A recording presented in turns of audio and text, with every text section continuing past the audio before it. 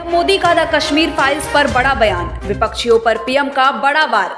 PM ने कहा कि फ्रीडम ऑफ एक्सप्रेशन वाले शांत हैं, मेरा विषय फिल्म नहीं बल्कि फैक्ट है।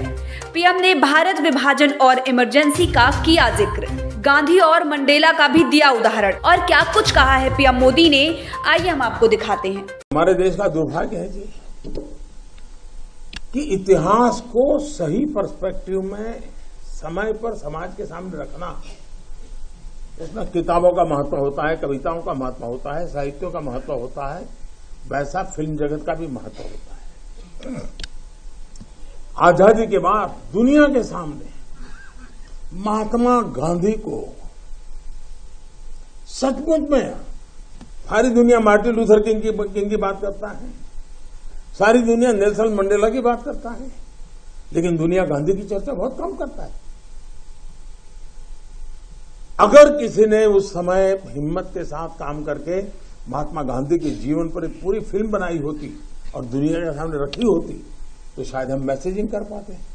पहली बार एक विदेशी ने जब गांधी फिल्म बनाई और ऑस्कर के पुरस्कार मिला, तब जाकर के दुनिया को पता चला गांधी इतने बड़े महान व्यक्ति थे।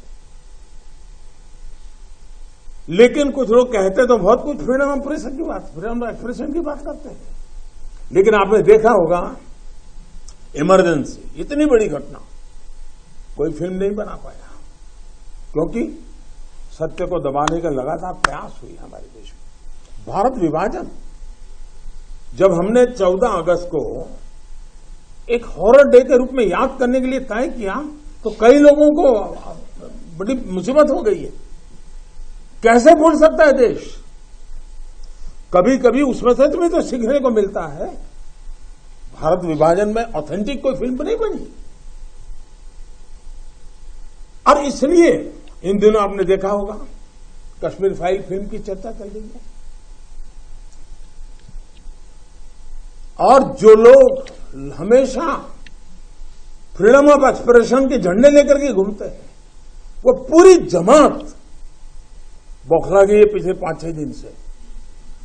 और ये फिल्म का तथ्यों के आधार पर, आर्ट के आधार पर उसकी विवेचना करने के बजाय उसको डिस्क्रेडिट करने के लिए एक बड़ा मुहिम चला है। आपने देखा होगा एक पूरी इकोसिस्टम कोई सत्य उजागर करने का साहस करे, उसको जो सत्य लगा उसने प्रस्तुत करने की कोशिश की, लेकिन उस सत्य को न समझने की तैयारी, न स्वीकारने की तैयारी है, न ही दुनिया इसको देखे इसके लिए उनकी मंजूरी है।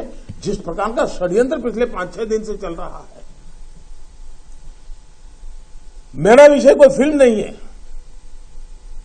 मेरा विषय है कि जो सत्य है उसको सही स्वरूप में देश के सामने लाना देश की भलाई के लिए होता है। उसके कुछ कई पहलू हो सकते हैं,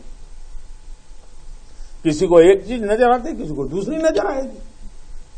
जिनको लगता है कि ये फिल्म ठीक नहीं होगा अपनी दूसरी फिल्म बनाए, कौन मना करता है? लेकिन उनको हैरानी हो रही है कि जिस सत्य को इतने सालों तक दबा करके रखा, उसको तथ्यों के आधार पर जब बाहर लाया जा रहा है और कोई मेहनत करके ला रहा है तो उसको पूरी इकोसिस्टम लग गई है, पूरी इकोसिस्टम लग गई है।